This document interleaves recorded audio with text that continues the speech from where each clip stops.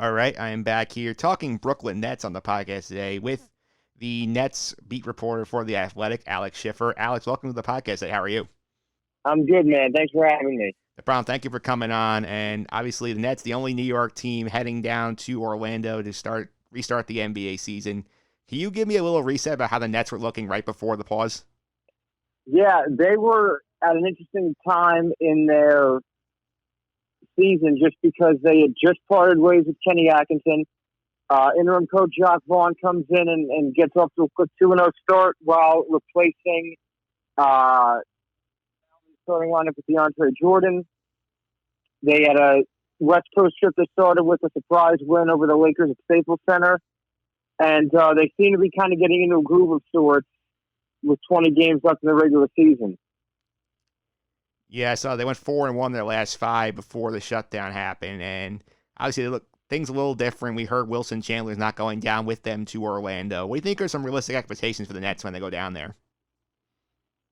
You know, it's tough to say just because they were only a half game up on the Magic for the seventh seed. So, you know, even if they were to go 4-4 or 5-3 down in the bubble, you don't know what Orlando's going to do and what it's going to take for them to keep the seventh seed.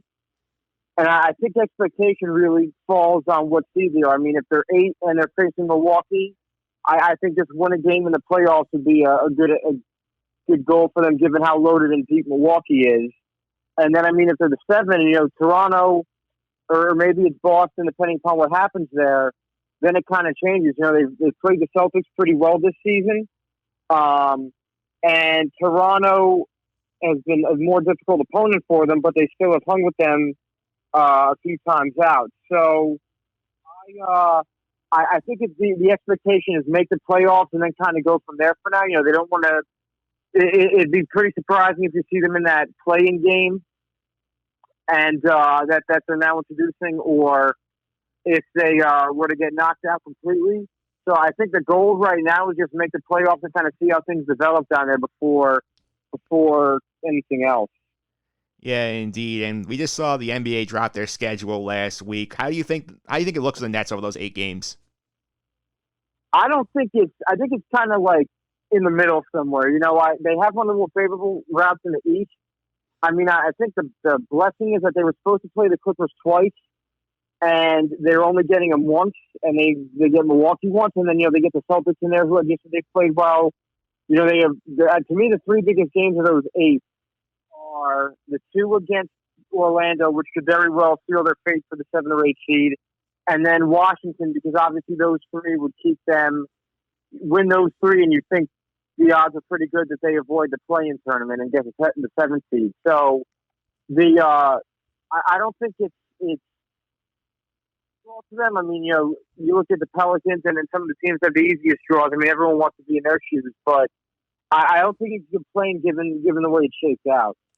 Yeah, I don't think they can either. And right now, I think this is a big stretch for Jacques Vaughn, the interim head coach. Like, do you think there's anything he can do down in Orlando to land the permanent job, or do you think that he's just basically coaching out the season? They're going to bring somebody else in?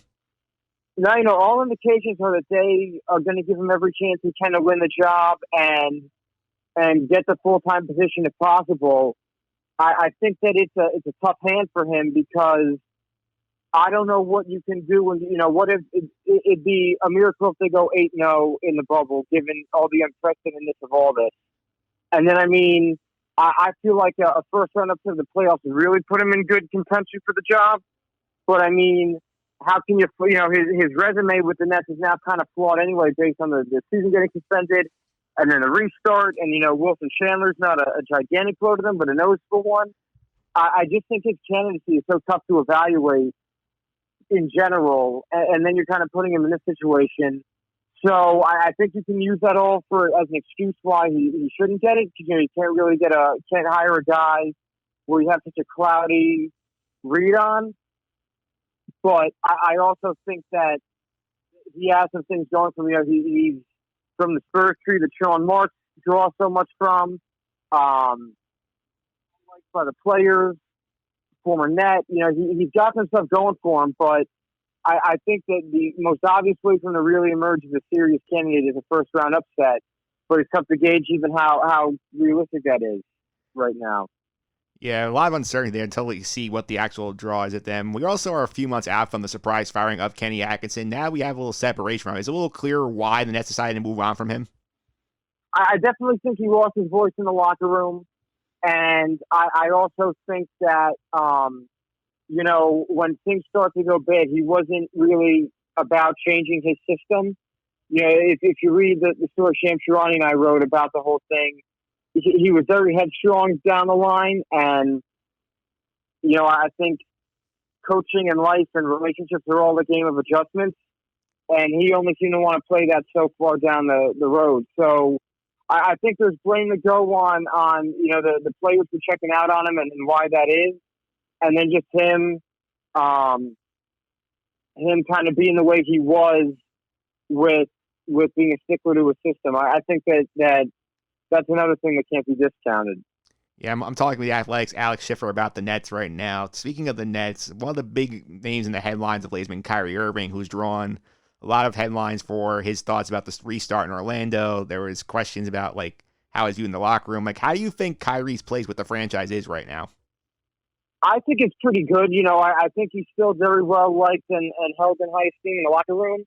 I do think that, because of his previous history, he gets a raw deal sometimes in the public spotlight.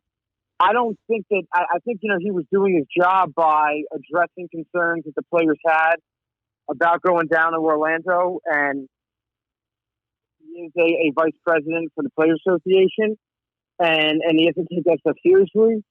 So I don't think it's fair to go after him on all that, but I understand why his message was maybe taken the wrong way in some circles, because he's not going to be playing in Orlando, and I think that can definitely take a little bit of the oomph behind the argument, if you will, just with him leading the charge and him not going to play there. But I do think that he was raising some valid concerns and points, and definitely was, wasn't out of line for bringing this up. I just think that the way it was, or maybe because the him being attached to not playing down there already because of his shoulder injury, kind of distorted what people were going to think to begin with. Yeah, I think I'm with you there, because I think I said this last week. I was talking to people. I said, you know what, Kyrie, he's not dumb. He went to Duke. He's a very bright guy. He does say some kooky things. He has a little weird history in his background. I wouldn't shoot the messenger. The message is not wrong, in my opinion. Yes, exactly. It's not about the message to me. It's either about the delivery or the fact, not the messenger, but just the idea that the messenger for all this isn't going to be the one playing the games, which could and traveling down to Orlando, which could rub some people the wrong way. Yeah, speaking of somebody else who's not going to Orlando, it's Kevin Durant is not playing. He said recently that even if he was healthy, he wouldn't go because of concerns about the whole situation. Do you think this gets the sense that Nets fans are a little frustrated with Durant that's because there were rumors a couple of months ago when the Olympics were still a thing that he was willing to play for Team USA, but now he's supposedly healthier. He won't play with the Nets in Orlando. I don't think they're frustrated. I don't really think they think that way in terms of the rush to get him back in a hurry or anything. I really think that he was never really fully set or seriously entertained the idea of coming back this year. And with the injury concerns, I think if Kyrie was healthy, we're having, again, a different conversation in that there's more reason for him to come back. But now I just think that what they have to play for down there and the likely early exits they're facing, I don't know what good that would have done other than for him to maybe get a feel with some of the guys he's playing with.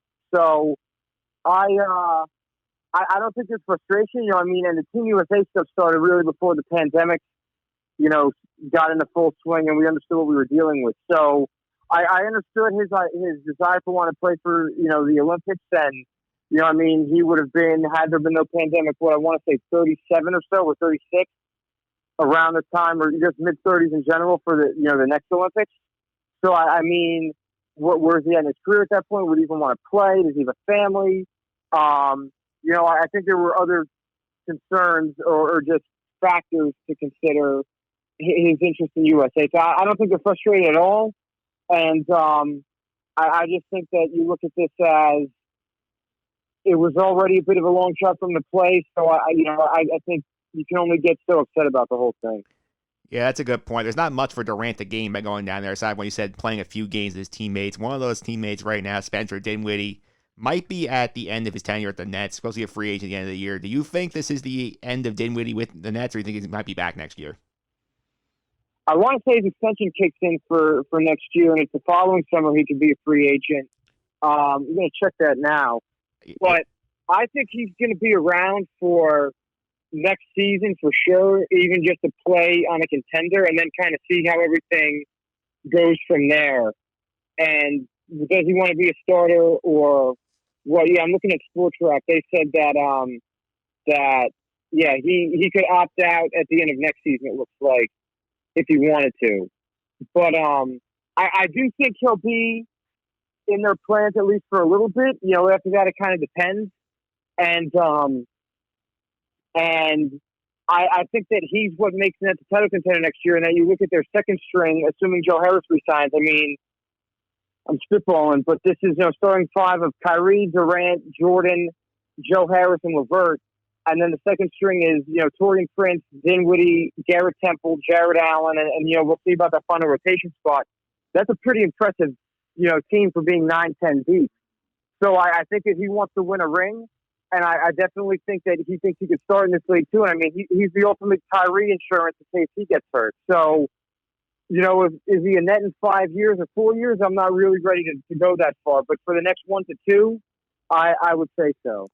Yeah, you mentioned the rotation depth, which is very impressive. And the one thing that's a question for Net fans, obviously, you've heard the rumors that they might go exploring a third star, with somebody like a Bradley Beal, for example. And you obviously got to part with some depth guys to make it happen. Maybe somebody like Karis LeVert could be involved in a trade, Jared Allen to help bring a Beal in. Do you think they're going to go down that road, or do you think they're going to try and build more of what they have? I think it depends upon who you ask. I've been beating the drum all year that they should see what this team looks like with Durant and Kyrie healthy before making a move. And I mean, the thing is that they have to trade for a star that makes sense. I don't really think that Beal makes sense because, almost like Durant and Kyrie, he needs the ball in his hands a lot to do what he does best. And, I don't know if there's enough touches to go around for all three of them to keep everyone happy. And, Beal has said before he doesn't want to get traded. He doesn't like change. He's used to it down there. He wants to play with John Wall again. So, there's a lot of smoke for the made-up smoke, really, for the Bradley Beal because there's a report that thought about trying to trade him, but the Wizards aren't interested, and he's not interested right now. So do you wait that out and see what develops there, or do you kind of see what else is out there on the market, or do you kind of see what this team looks like? I think, all three hands aren't bad, but I think in the Eastern Conference, the Nets could be a top 2-3 team with the 10 deep I just discussed a little while ago, instead of, having a 3 max salaries on the team and do a lot of roster gymnastics with the cap and all that. So nothing would surprise me. If I had a bet right now, I think the Nets deploy a similar team to what they have on paper right now, whenever next season would start. Yeah, that makes sense. This is my last question. Obviously, we're getting about a month away from the restart of the season in Orlando, assuming everything goes according to plan. The coronavirus doesn't mess up too much. So if we end up playing basketball in July and August, what's the thing that you're most intrigued by, seeing how this whole thing works out? Yeah, that's a great question. I don't really know where to start on that. I mean, all of it. I think it's going to be fascinating for not even just players in the bubble, but even reporters and people in general. I mean, how do you adjust being kind of on house arrest at a Disney resort for 3 months? What does it look like without fans? How quiet is it? What can you hear? What can you still not hear? Can you hear coaches call out plays, and how do they adjust from that? Do you hear guys trash talk? A lot of little things like that. What happens if a role player tests positive compared to a star player, especially in the playoffs? Are all things created equal, or is it, they suspend play for a Giannis or LeBron compared to a Danny Green or Quinn Cook? And those are just the first few things off the top of my head. I think a lot of it's going to be fascinating. And how quickly does it take for something to go wrong? When does something go wrong? How serious is it? I mean, I've been another thing I've been saying throughout all this is that, the first time you do anything in life, you're not really good at it. I mean, your first round of golf, my first article, I hate to read right now, I'm sure your first podcast. is night and day from what you're doing now. The first time a professional sports team comes back from a pandemic, I'm sure there's going to be holes there. So what are they? How easily are they able to be dealt with? And how feasible is this whole thing? So I know it's kind of a long answer there, but I think there's a lot of ways to skin this in terms of fascination. Yeah, I think also if I was in your shoes, I'd be fascinated about how like the media is gonna be allowed to cover. Because obviously, like if you're not going down there, you don't want to be like stuck in Disney for 3 months. Like be a lot of like Zoom calls, do interviews with players, post game stuff like that. That stuff I'm curious to see how they handle logistics for like local media. I agree, and it seems like there's going to be a lot of stuff over Zoom. But obviously the best stuff you get is when you're in the locker room, and finding those little stories is going to be fascinating, just in terms of who gets what and how they're able to get it. Yeah, it will be interesting to see how the sports landscape plays out. Alex, thanks for all the time. I really appreciate it. Before I let you go, how can people keep up with you on social media and follow what you're writing for The Athletic? Yeah, they can follow me at Alex 2_Schiffer, Schiffer on Twitter. All right, Alex, thanks again for everything. I really appreciate it. No problem, Mike. Thank you. All right, there you have it. That was Alex Schiffer from The Athletic talking about the Brooklyn Nets as they get ready to head into the restart of the NBA season down in Orlando. Up next, we're going to Show Me the Money for the first time since March. We're going to talk a little more general about the NBA with Kevin Walsh and Martino Puccio from the Sports Grid right after this.